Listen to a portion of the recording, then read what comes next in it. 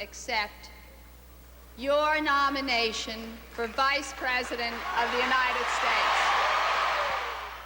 Geraldine Ferraro will go down in history as the first woman vice presidential candidate. She has impressed her political peers and constituents with her political savvy and dedication to issues ranging from women's rights to military defense spending. She has also received her share of criticism from the church for her views on abortion and from feminists for allegedly playing by the boys' rules.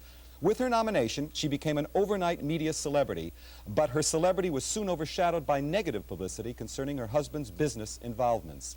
Despite this and the rigors of campaigning, Ms. Ferraro has maintained her wit, composure, and dignity, and, as seen most recently in a television commercial, she has emerged as a positive role model for all women. Why are we still hoping to be a star of stage and screen? Come on, Mom, it's a tough choice. Sure, it's tough when you can be anything you want to be. When you make a choice, what's right is what feels right. Diet Pepsi. You know, there's one choice I'll never regret. Politics? Being a mother. Nice, but I'm delighted to be here today, I must say. Well, I'm gonna hit you hard right off the top. Go ahead. We saw the commercial. Yeah. And a syndicated columnist in the Globe, Mark Shields, wrote this last week. He said, Geraldine Ferraro ought to be saluted by the liberals and feminists who were ready to canonize her last July in San Francisco. But instead, we read that some of her former supporters are outraged. Ferraro, it seems, is cashed in, sold out, or worse. This is in light of this commercial. Was this last week? Yeah. That's surprising, because we thought most of those had hit me right before the commercial was shown. And if you saw, and you noticed in the commercial, what was said was, now it's tough when you can be anything you want to be, which really was the theme of our campaign. Women now can be whatever we want to be. I mean, So we can. you don't. I don't feel badly about it at all. And then what I did on that commercial, I wrote the text of that with one of my people. What we did was we focused in on a particular group of women in this country who felt very, very strongly during the campaign that what I was doing was somehow putting their job down. And the job I'm talking about is being a wife and mother. And so that's why you see me. I was talking to my two daughters, and one of whom is absolutely thrilled. She wants to be an actress, and she got a SAG card, so I'm Super great. Mom of the Year. But what we said, and it was something I really mean, that, you know, all this stuff aside, the most important thing in my life was being a mother. And I wanted people to know that. And so I don't feel the least bit guilty about it. I think what people are upset about was that I took money for it. And quite frankly, I don't get treated the same way as the guys. Howard Baker, who is undoubtedly going to run for president in 1988. I mean, that's why he resigned. He did not seek re-election in the Senate. He's done a commercial for USA Today. He gets on television and hawks the newspaper, whereas I don't, you know, if you notice, my kids are drinking the soda. I don't even mention it or touch it. It doesn't make it any less a commercial. It is a commercial for Pepsi. I mean, don't get me wrong. But he gets on, he hawks it. He says, I didn't get paid for the commercial, but he's on the board of directors. So he gets six figures a year. Will it ever change? Because it takes us back. I don't know. And I'll tell you why I don't know. I was in California last week at San Francisco at the Booksellers Convention, and they said to me, well, will people think you're mercenary because you've written a book? And I said, in my state, how could they? My mayor has written a book, and it is a musical on Broadway. My governor has written a book. Tip is now negotiating for a book. I mean, people have written books. But you're a woman. You know, yeah, isn't it something? I think really it's great, but boy, you are on the by firing line. Yeah. It takes us back. When Robert Kennedy was campaigning, he was for abortion. I mean, right? Well, he was pro-choice. I don't think anybody's for abortion. Nobody came out, though, and made that an issue. And then look what happened to you when Archbishop John O'Connor came down so hard on you. As you watched what was going on in Rome last week, what were your thoughts as he was elevated to cardinal? Well, I don't want to make a connection between, you know, his involvement in the campaign and his elevation to cardinal. I mean, I will not do that. But what I, you know, during the course of the campaign, I said more than once that he has, you know, not only the right but the responsibility to speak out on an issue of concern to our church. But not only that one. I mean, there are other issues as well. And what happens, I don't know whether it was the fault of the media or what, but nobody focused on when the Archbishop spoke down on the homeless. And this administration's policies with reference to the homeless are appalling. Nobody noticed when he spoke out on what's happening for the poor and the hungry. You know, that's something we learn, or I learned in the Baltimore Catechism when I was a kid, a little blue book that said you got to take care of the hungry. You got to take care of those who don't have shelter. You got to take care of those who need you. And this administration's policies have been devastating with reference to those particular issues.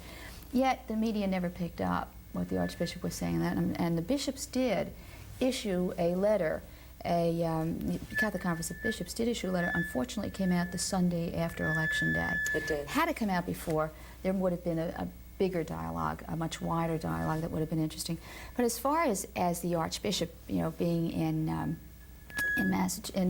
Rome last week, I was delighted. In fact, I wrote him a note, and I said I wanted to add my voice of congratulations to those of so many others. And I said, how do you like that? I wanted to be vice president, and you got to be a prince. So I did write him a note, and Have you heard from him? Well, I just sent it out 2 days ago. I want to make sure he was home. If you had found that you were pregnant, would you have had the child? If I were pregnant, I would not have had an abortion. I would have had the baby. I mean, if I became pregnant, it would be a child born of love. I mean, I wouldn't be too pleased with my husband, I want to tell you that much. But, it's abortion, for me, is a very personal thing. I just couldn't do it. My church teaches against that, and I accept my teacher's churching. On the other hand, let me just say to you, Eileen, that I'm not quite sure that if I were ever to become pregnant as a result of rape, and it does happen. Yeah. I worked as a prosecutor. I headed a bureau where we handled all the rape cases in Queens County. If I were to become pregnant as a result of rape, I don't know what I'd do. And the decision would have to be mine. And that's what this is all about. Abortion is legal in this country. There are a lot of people who don't share our views, religious views on the issue. I just have to go back to the situation in 1960. Kennedy ran for president, and if you recall that election, everybody was terribly worried that the church was going to come and dictate to President Kennedy, how he would, in effect, administer the policies of this country. And he said, there has to be a separation between church and state, and I will adhere to that separation. He made a pledge to the American public. And yet, here we are 24 years later, and it was being moved in a different direction. I think that's unfortunate. This is the day of the 107th commencement here, this prestigious school, and Geraldine Ferraro is giving the commencement address. Has taken a moment to talk with us. Jerry, you went through such scrutiny, your family, and your husband, his business dealings. Looking back, was it all worth it? I used to say, as the mother of Donna and Laura Zaccaro, it sure was, because I think what we did truly was we opened doors of opportunity for women in this country. And I think the effects of the election will be felt for years to come. I mean, I have women coming up to me saying, I went back to medical school because of you. I figure if you can do it, I can do it. Yeah. And that's the type of thing we're hearing. I also used to say, as Mrs. John Zaccaro, I'm not quite so sure, until I said that at an event, and my husband was standing beside me, and he interrupted me and he said, we have no regrets. And so I figure, he really feels very strongly about what we did. It was tough. What kind of a marriage must you have to take off and do what you did? A very, very secure marriage. And I must say that if you were to say to me, and then I don't kid in the commercial when I talk about my family, I don't think I could ever thank my family enough for what they did. My husband, what it meant to him personally and emotionally, and he went through some very, very tough times. My kids, all of a sudden, here they were 18, 20, and 22, and they became adults. I said to someone, I said, a lot of people wait until they're on their deathbed, and then their kids come to say, oh, Mom, Pop, I want you to know how much I loved you. Mm-hmm. My kids never have to say that to us. They were there. If they were not physically with us, they were there on phones, calling up, saying, what can I do? I never expected it to be that much. They just came in and did it. So, our family it was strong before. It's incredible. What a gift as a mother. Yeah, it really is. Can you go into a store and buy a pair of shoes or buy groceries and not be absolutely crazed? Your life is your privacy's over forever, I would think. Yeah, it does make me crazed, though. It's fun. What's interesting to see is the number of people who do come up to you in public places. And you also know that for them, it is a very difficult thing to do. It is a giving of self. We were in a restaurant in Chicago, and a man came up. I was sitting down with a staff person and a friend of mine. And my staff person is also a friend of mine. Before I walk out of here, and she says no. But in any event, I went. A man came up and was so embarrassed addressing the table. He said, I just want to tell you how important it was for you to run, and I thank you. And he just was so uncomfortable. I said, oh, thank you so much. It's a very difficult thing for people to do, so I appreciate that they do it. It's been fun, too. Let me tell you what happened in the airport. In the airport, we're down south, and I was standing in the airport signing autographs, and as I was signing, I was standing by a gate, and some man came up to me and said, "Where's the plane to Atlanta?" And I said, "Over there." He thought I was one of the people who worked at the airport, and of course, everybody around me started laughing, and he got embarrassed, but I didn't, I was going to the same gate, so I knew where it was. You know, but it points out, you walked in this room, you don't take yourself seriously. Or you do, I'm sure, in the political arena, but as a person. Well, I know who I am, and that's okay. I thank God for everything I have, every day that I have. It's been wonderful.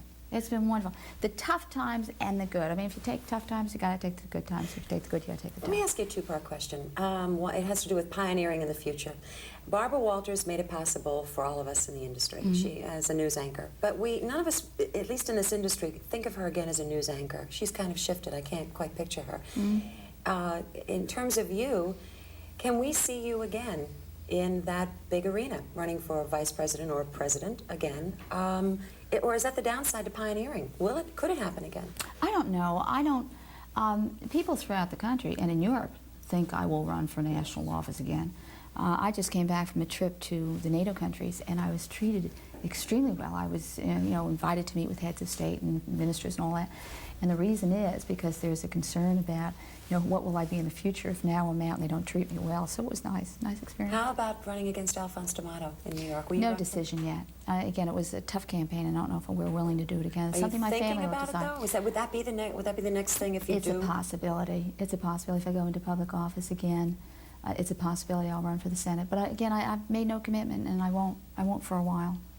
What do you have in your refrigerator? Do you have mold on your Jell-O mold? Oh, like no. the rest of us? No. Do you know, that's what was funny during the campaign. Everybody said to me, she went to shop on that Saturday. She did it for the cameras. I did not. I do that every week. It's the one thing that I do because I know what my family wants, I know what my family needs. And in our house, the refrigerator is always full, and our kids expect it to be, and so does my husband. So you were really a mother and a wife first? Yeah, well, I don't do the housework, and I don't do the cooking because I have a housekeeper. I couldn't do that. You can't. I mean, you can't be a superwoman. I don't want anybody out there to think I am. I know my limitations as well. In closing, looking back, is there anything that really hurt or that really felt good, or anything you would have done differently in the campaign?